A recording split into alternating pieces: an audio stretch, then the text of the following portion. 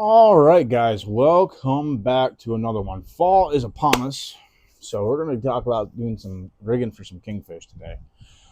For you guys that are new, my name's Captain Dustin. I run and operate FishNCrazy Charters. We have a vessel for everything. No matter what you want to do, we offer a trip for it. We're kind of like your one-stop shop for Walmart. If you guys want to book a trip, my information will be in the comment. My information will be down below. I also do consulting trips too. If you want me to come on your boat to help you learn how to fish in and around our neck of the woods, which I am based out of Pasco County, Newport Richey, Hudson, but offshore fishing I'm fairly good at anywhere you want to go. So let's get right into it. So today we're going to be talking about rigging for kingfish, mainly how to make a stinger rig. It's one of the easiest ways to fish for kingfish using live bait. You can troll and do all that stuff, but I like to drift some big live baits if I'm out bottom fishing for mangroves and hogs. And as that water temp starts to drop into like that, you start seeing the small kings, we call them snakes, in around that 75 degrees. The big kings start showing up between 68 and 72 degree water temp. So keep an eye on that. So a couple things you need. These are Sparrow swivels. These are 80 pounders. They're little itty bitty things, if you guys can see them. I love these swivels. You don't have to use these ones. These are just what I've always used for years.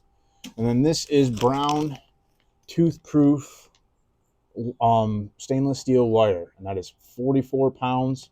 You can get away with a little bit lighter. I don't recommend going much heavier than this. And then these are just, let me open up one of these guys. Let me open this pack of hooks up here. This is just some cheaper hooks I used. These are just for the live bait hooks for a nose hook. And that is a 2/0 nose hook right there. Just some cheaper things. And this is just a cheap pack of 5 times strong treble hooks that I've had laying around. And these are number 4s. I use anything for a number 4 or a number 6, and these are treble hooks. Doesn't matter really what you use. I try to find the stronger ones I can, because I have bent treble hooks out fishing for kingfish in the past. So this is definitely what you need. You'll need a couple other things. Where is it here? You'll need, man, I had another, probably 2 pairs of needle nose pliers, is what I like to use and how I build these, and a pair of wire cutters if you don't want to use your pliers. But that's how I run, how I do this. So let's just jump right into it and get it started here. Let me get this wire open. Here we go. Angle you guys down so you guys can see what I'm doing. Slide you back. Angle the light down. There you go. Here we go. Now we're going to pull off a little bit of wire here. Trying to get you guys set up here so you guys can see a little bit better. That'll work. So I just pull the wire off like this. You can cut the zip ties that hold the wire, but I don't recommend it. I always end up pulling a little bit too much wire out than what I actually need, but I'd rather have too much than not enough wire. So this is the kind of time-consuming part here.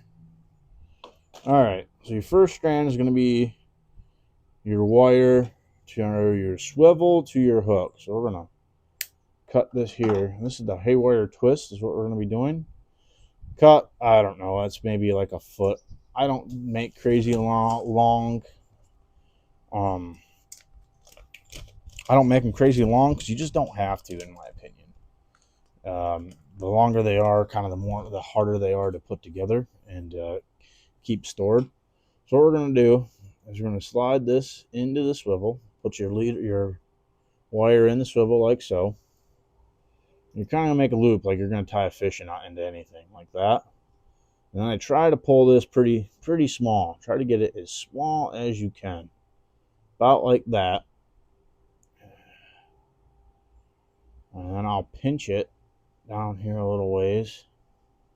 And you just take this and you twist it. You can about 6 or 7 times. Just kind of, this is how it's going to kind of look right here, guys. See how that's kind of a little bit spaced, not terrible. Probably see it better like that. Not terrible, and we're just going to keep twisting. Like I said, let's just say 6 to 8 times, depending on how well you are. And then on my last twist, I like to tuck it, like right there. So let's just say I'm done twisting that main stuff right there. All right. So now we got that main twist done. Now we're going to do this again, but we're going to make them super tight. And this is where a good pair of needle nose pliers comes in handy.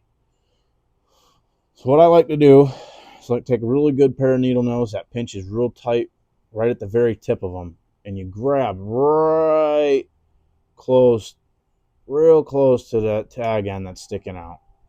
Hang on here. Oops. Pinch the swivel. Get it real close like that. And then I just twist this so that there's no gaps. The wire basically almost on top of each other, just falling right in tight. And you want to do that probably 9 times. Careful not to pinch your main wire that you have. Sorry guys, it's been a year since I've done this. Kingfish and just starting to get back into it, so I'm a little rusty here. There we go. There. And just like that is pretty much what you're going to be looking for. Is that being nice and tight at the end and pinched together. I don't know. Camera. There we go. That picks it up better. See how nice and tight that is right there? Come on, camera. Oh, super decently tight. That dang camera's just not wanting to pick it up. Now, the thing is, what you don't want to do here is you don't want to cut this tag end.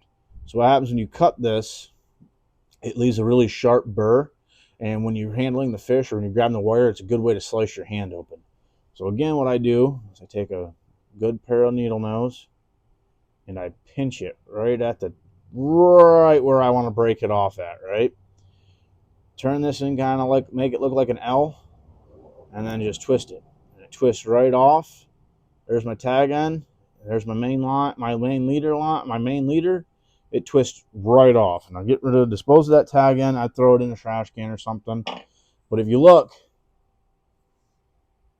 there's nothing there. I could run my finger across this right where I broke it off, and I'm not hurting myself. I'm grabbing with some force, and I'm not hurting myself. So that is the absolute, probably the absolute best way to set that up. So now we're going to take, so now you can either just take this piece of leader and put your treble hook on and run it as a single treble hook rig for small baits, like if you're just throwing a bunch of white bait or something like pilchards and stuff like that. The way we're setting this up today is going to be if you're running a bigger bait, a blue runner, a very large, like a big white bait like this, finger mullet, stuff like that. So now we're going to go ahead and we're going to put our nose hook on here. And this is my nose hook. What the hang is going on here?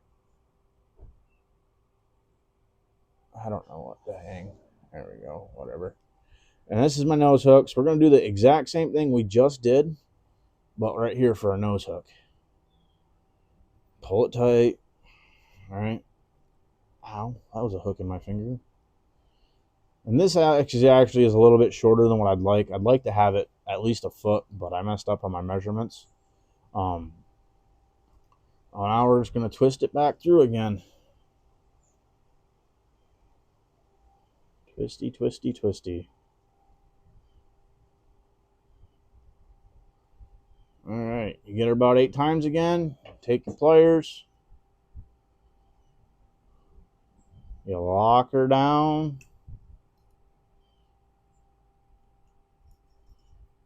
And twist it tight.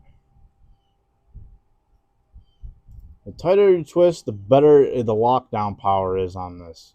So if you guys are really keyed in and able to actually really get that twist in there good, it would be the better lockage you'll get. Just be careful when you're doing this. It's a good way to stick a hook in your finger. I do it all the time. Always get hooks stuck in. And again, after you get her locked down, looking good. Get her locked down, looking great here. And all we're going to do the same thing we did in the first run. not stick a finger in your hand. Grab it with the pliers. Real tight, real close, make an L, twist. Nice and clean, no issues, super thin and able to go. And what's good about this setup is there's nothing to cause a bubble trail. A lot of times you get into a school of mackerel, kingfish, even in the bigger swivels, and that little tag end will make a bubble trail. No, actually the mackerel can't hit the bubble trail and they actually aren't catching your line. That's not what you want. So here's the nose hook. So this is what we'd use. We'd stick this in the nose of our bait, the hook in the nose of the bait, and this is, where we tie up our leader. So there's that one done. Now we're gonna go here and pull some more wire off this wire spool here. Cut it. Make sure we have enough. Should have plenty. All right. Now you can do this one of two ways. You can put it on. Now we're going to take this piece of wire, a new fresh piece we just cut. There's our swivel leader to our hook. This is really short. Like I would have liked this to be double, if not triple the length of that. I wasn't paying that good attention. We're going to stick the new leader in right next to where we just put that loop into this hook. Right here, right? Now we're going to do the exact same thing. Well, it is time consuming, guys, so if you guys have some free time in your hands before kingfish season to tie a bunch of these up, it makes, hook in my finger, it makes it a lot easier than trying to do this out on a boat or rocking in the seas. Now we just twisty, twisty, twisty, twisty, twisty, twisty. They make tools for this too, guys. For you guys, if you guys are a little older and harder on your hands to do. They make tools. I've never personally used them. Heard good things about them, but like I said, I've never used them. Okay, so there. Oh, we got to take our pliers again and twist our lock down in here, guys. Just like this. There we go. Get our lock down.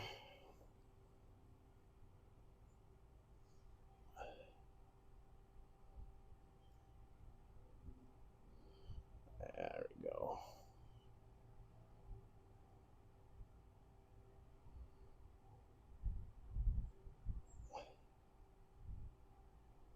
There we go. Locked down, ready to rock. Now, again, pinch it tight, close. Make an L, twist it off. Just like that. Now this is what you should basically have set up to your nose hook now. All right. Now we're gonna put our treble hook on. So here, basically, you want to set this up so that this goes towards the tail end of your bait. So basically, you want to set it so you basically decide on how long a bait you're going to be using. So let's say if we're using a mullet or a big white bait, that's probably about the distance we're going to want right about there. You always judge these based on what size baits you're running. You can even put a third treble hook on. I know guys that run for tournament fishing will run giant 15, 16-inch mullet, and they'll put 3 stinger rigs. This is what they call as a stinger, and they'll put 3 stingers on it to keep it so if that kingfish short strikes it, it's getting a hook stuck in it anywhere. When they're slow trolling those big baits for those giant kings. I'm not saying you can't catch a giant king off from this. This exact style rig right here, we boated a 35-pounder. He's not giant by no means, but it was a big king last season during King of the Beach, and we weren't even entered in the tournament. I was running a charter. It's funny how that works. All right, get your wraps in, lock it down nice and tight. Get your other set of get your pliers out, hold on to it tight. I guess you really don't need 2 sets of pliers, guys. I don't know why I said you needed 2. You just need 1 good pair, I guess. Get your cinching going down here. Get nice and tight in there. There we go. And just like that, You got it cinched down. Now all we're going to do, where are my hands? Pinch it, make an L, twist it, pop it off. And just like that, guys, you guys got yourself a nice live bait stinger rig set up for kingfishing. And this is how it will sit in the water. This is how it will sit. Put your nose hook in a bait and put your stinger hook back in the back side of the bait, down by the tail or in the top of the back, anywhere. And that's it. Like I said, this part right here, you make as long as you think your baits are going to be. I use a lot of big live white baits, so this is about perfect for those big frisky white baits to be using. For when I'm usually fishing for kings, I'll go out and throw the net and catch a well full of big baits and get the kingfish chummed up that way. And this is about perfect for the way I fish for them personally. Like I said, I do wish that this was a little bit longer. I did mess up there. About double the length would have been fantastic. But it was not. And easiest way to store these things, guys, is you get yourself a piece of pool noodle. As you can see, I got a couple on here already. Get yourself a nice pool noodle. Stick the treble hook in first. Wrap it. Get here, stick the nose hook in. Wrap this. And then just stick just like that. A little piece of old pool noodle, and it holds in. And put this in a Ziploc bag or in a big, I'll pull out one of the cases and show you guys. Or I put this pool noodle inside one of these big cases like this. And it's very easy access, and you can make a bunch of them. And then you're done. You don't have to worry about it, and you're ready to rock and roll for when you get ready to go fishing for kings. So, and that's it. That's basically it, guys. Alrighty, guys. So I hope you guys enjoyed that video. If you guys like that video, please hit the subscribe button, hit the notification bar. And till next time, if you guys have any questions or anything along those lines, please drop it in the comments and let me know if there's something certain you guys want to see and learn how to do.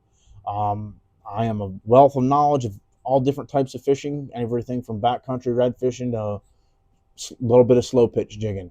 And like I said, I do offer charters. If you guys want, give me a call. We can get a trip set up. And until next time, guys, see ya.